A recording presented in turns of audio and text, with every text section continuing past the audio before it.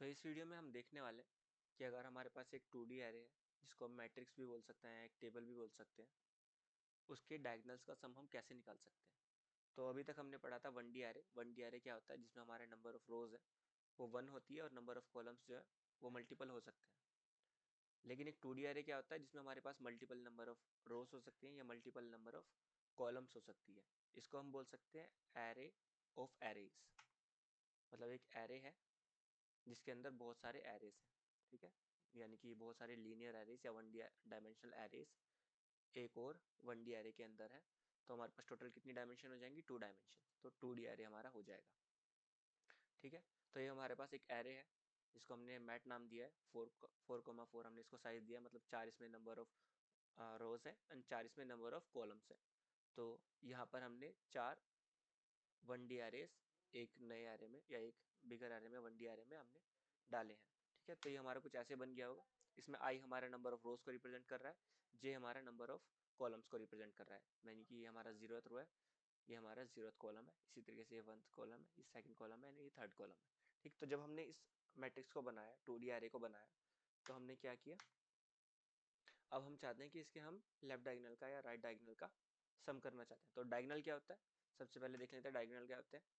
Diagonal ये होता है आपका जो क्रॉस जो आपके एलिमेंट्स होते हैं उनको हम बोलते हैं डायगोनल। तो ये हमारा लेफ्ट डायगोनल है और ये हमारा राइट डायगोनल है। तो अगर आप किसी एरे का, 2D एरे के या मैट्रिक्स के डायगोनल एलिमेंट्स का सम करना चाहते हैं, तो सबसे आप पहले आपको देखना पड़ेगा कि क्या आपका वो मैट्रिक्स या एरे स्क्वायर शेप में है या नहीं। स्क्वायर शेप मतलब कि जितना उसमें नंबर ऑफ रोज है उतना ही उसमें नंबर ऑफ कॉलम्स भी होने चाहिए।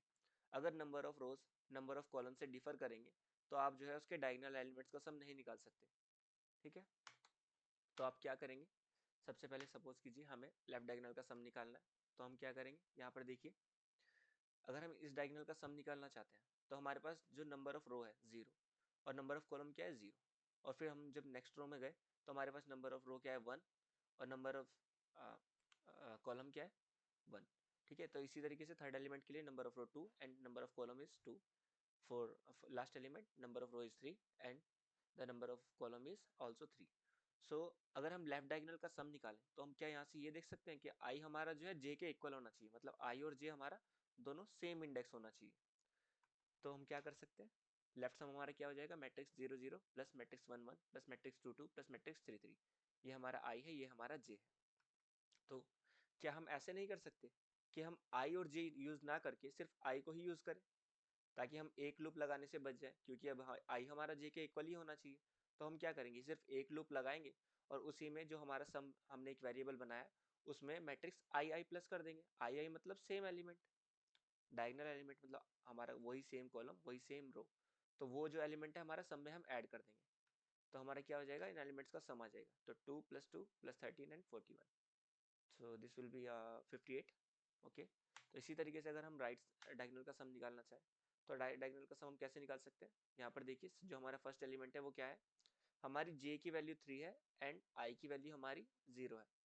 तो जब i की वैल्यू हमारी 1 हुई, नेक्स्ट एलिमेंट को अगर हम सम करना चाहें इसमें, तो जब i की वैल्यू 1 हुई तो j की वैल्यू हो गई 2। जब i की वैल्यू 2 हुई तो j की वैल्यू हो गई 1। जब i की वैल्यू 3 हुई तो j की वैल्यू हो गई 3। तो हम इस ट्रेंड को कैसे लिख सकते हैं कि जैसे जैसे हमारा i इंक्रीज कर रहा है उतनी ही वैल्यू हमारी j में से कम हो रही है। क्योंकि यहाँ पर देखिए, अगर i हमारा 1 हुआ तो j में से एक वैल्यू कम हो गई, i हमारा 2 हुआ तो j में से 2 वैल्यू कम हो गई, i हमारा 3 हुआ तो j में से 3 वैल्यू कम हो गई। तो क्या हम इसको ऐसे नहीं लिख सकते कि sum equals to sum plus matrix of i n minus 1 minus I. अब ये n क्या है, n हमारा साइज है, साइज हमने क्या लिया है 4। तो n हमारा यहाँ पर क्या है 4। i क्या है हमारा, नंबर ऑफ रो। तो अभी हमारा सपोज कीजिए फर्स्ट एलिमेंट के लिए हम देख रहे हैं, तो i हमारा है 0, n हमारा है 4। तो 0 4 माइनस 1 हुआ 3 माइनस आई हमारा है 0, 4 माइनस 1 3 माइनस आई, यानी कि ये हमारा हो गया 3।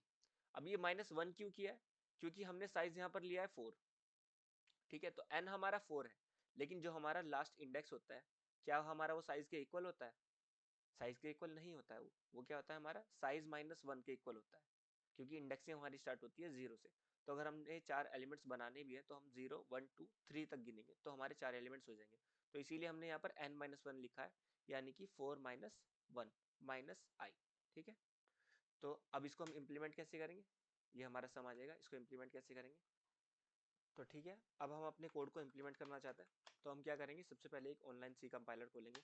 आप टर्बो सी या वीएस कोड जिसमें भी आप कोड करते हैं, आप अपना कंपाइलर खोलेंगे। ठीक है, आप अपने कंपाइलर में क्या करेंगे, सबसे पहले एक मैट्रिक्स बनाएंगे। हम सेम मैट्रिक्स ले लेते हैं।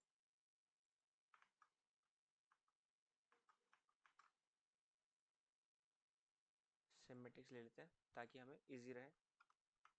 ओके, तो ऑनलाइन सी कंपाइलर में हमने अपना मैट्रिक्स यहाँ पर प्रिंट कर दिया, या हमने अपना मैट्रिक्स बना लिया। ठीक है, अब हम क्या करना चाहते हैं, हम पहले एक फॉर लूप लगाएंगे। Int I equals to 0, I less than 4, I plus plus. ठीक है, ये हमारा क्या बता रहा है, इसको हम लिख लेते हैं यहाँ पर, आई इक्वल टू रो, मतलब आई हमारा रिप्रेजेंट कर रहा है रो को। ठीक है, अब हम एक और फॉर लूप लगाएंगे जो हमारा कॉलम को रिप्रेजेंट करेगा, वो भी हमारा 4 तक चलेगा। क्यों? क्योंकि हमने साइज अपना 4,4 का दिया है, तो 0 1 2 3 हम 4 तक अपने लूप को चलाएंगे। ठीक है, एक और लूप हमने लगाया। हम क्या करेंगे, हम यहाँ पर प्रिंट करेंगे पहले अपने एलिमेंट्स को, ताकि हम देख पाएँ कि हमने सही भी इम्प्लीमेंट किया है या नहीं। परसेंटेज डी स्पेस दे देंगे, हम 2 स्पेस दे देते हैं। ठीक है, उसके बाद यहाँ पर हमारा क्या है, mat mat I comma J. ठीक है, कि जे आई कॉमा जे मतलब ith row and jth column. J को हमने लिखा है कॉलम। ठीक है, ये इसको अगर हम प्रिंट करेंगे, हम यहाँ पर एक प्रिंट स्टेटमेंट और लगा देते हैं जो हमारा नेक्स्ट लाइन में हमारे एलिमेंट्स को लेकर आएगा, \n। ठीक है, अगर इसको हम रन करें तो हमारा मैट्रिक्स प्रिंट होगा अभी के लिए। ये हमारा मैट्रिक्स की वैल्यूज है जो हमारा प्रिंट हो रही है। एक स्पेस यहाँ पर कम कर देते हैं तो थोड़ा अच्छा लगेगा देखने में। ठीक है, अब हम क्या करेंगे, इसके बाद हम लेफ्ट सम देखते हैं कि लेफ्ट सम कैसे निकालेंगे। तो लेफ्ट सम कैसे निकालेंगे, एक इंट लेफ्ट सम नाम का हम एक वेरिएबल बनाएंगे जिसको हम 0 से इनिशियलाइज करेंगे। ठीक है, फिर एक फॉर लूप लगाएंगे, जैसा हमने वहाँ पर देखा था कि हम क्या करेंगे, एक फॉर लूप लगाएंगे int I equals to 0, I less than 4, I plus plus, यानी कि हमने अपने लूप को 4 टाइम्स चलाना है। तो अब हम क्या करेंगे, लेफ्ट सम में जैसे जैसे हमारा लूप चलेगा, क्या करेंगे, मैट्रिक्स का आई कोमा आई एलिमेंट ऐड कर देंगे। मतलब आई हमारा जे के इक्वल होना चाहिए, तो अगर हम ये करेंगे तो हमारा क्या हो जाएगा, आई कोमा आई एलिमेंट हमारा जो है प्रिंट हो जाएगा, सम हो जाएगा, मतलब हमारे सम में ऐड हो जाएगा। परसेंटेज जी। ठीक है, लेफ्ट सम इज परसेंटेज जी। ठीक है, इस परसेंटेज जी। अगर हम इसको अब यहाँ पर लिखें तो ये है हमारा लेफ्ट सम। तो अगर इसको हम रन करें तो हमारे लेफ्ट सम आना चाहिए। लेफ्ट सम इज 58, जो कि हमारे इन डायगोनल एलिमेंट्स का सम है। अगर हम इसी तरीके से राइट सम निकालना चाहे तो हम क्या करेंगे, इसको कॉपी कर लेते हैं directly.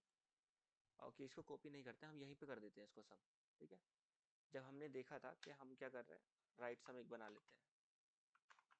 Right sum plus equal mat of, हमने क्या किया था, आई एन हमारा यहाँ पर क्या है 4 -1 माइनस आई। ठीक है, तो अब इससे पहले हमें एक लेफ्ट सम बनाना जरूरी है या राइट सम बनाना जरूरी है। हमने राइट सम बनाया नहीं है, राइट सम इक्वल टू 0। ठीक है, क्योंकि हम राइट सम में कोई वैल्यूज स्टोर करा रहे हैं तो हमें राइट सम को बनाना जरूरी है। हमने राइट सम बनाया, राइट सम में हमने क्या किया, जैसे हमने लूप को चलाया तो हमारा क्या हुआ, ith एलिमेंट मतलब मैट्रिक्स का ith row and n-1 minus ith column हमारा इसमें हमने ऐड करा, तो ये क्या होगा, हमारे राइट एलिमेंट का सम होगा। ठीक है, इसको हम प्रिंट करा लेते हैं, राइट एलिमेंट के सम को या राइट डायगोनल के सम को। क्या है ये हमारा right sum, right sum RIGST right sum is, ठीक है, राइट सम इज 84। तो ऐसे आप इस प्रोग्राम को इम्प्लीमेंट कर सकते हैं। इस कोड को आप सेम अपने कंपाइलर में लिखेंगे तो आपका कोड जो है सही से रन करेगा।